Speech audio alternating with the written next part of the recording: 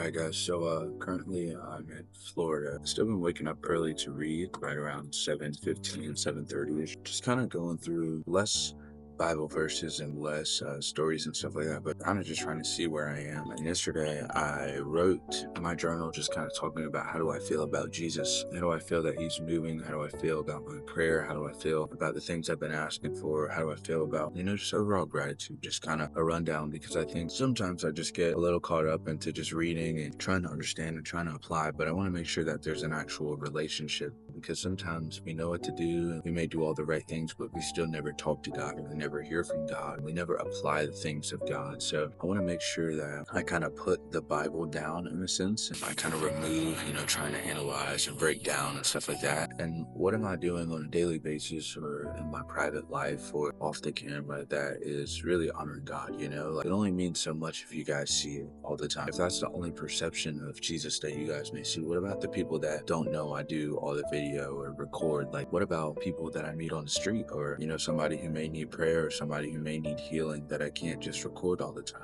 I kind of been doing like some self-reflection, and this morning there's a song called Prayer by Todd Galbraith. It was on my mind, and the song simply says, like, I need you to heal the land. And somebody may be like, well, what is the land? And the land could be people, it could be the earth. Basically, I wanted to break down, what is the land? What is the land for me? And I'll just write, what I'm saying, kind of what I did. But my mind, my channel, the people I may come across, the people close to me, people I probably don't know. And I wrote, I want to be a true vessel and an example of what it means to follow Christ in a world where it may not be known. That's kind of my prayer. That's kind of my hope for every single day. It's kind of the thing that's on my mind, And then I wrote a couple more things, just kind of as an honest reflection, because I feel like it's hard to get somewhere when you're lying. You know what I'm saying? It's hard to grow when you're not telling the truth. It's hard to help people when you've never been to where they are. You know what I'm saying? So I wrote, am I the same person I was before I blew up? And if I live my life rooted in the word, then he will direct my steps for his good. But when I stray away, I shouldn't wonder why things aren't working as I thought they would. It's kind of that honest moment. Like, sometimes we forget to pray and thank God whenever things are just amazing and perfect and going so well in our life. But as soon as things start struggling and slipping, it's like, God, fix this. God, please. God, this.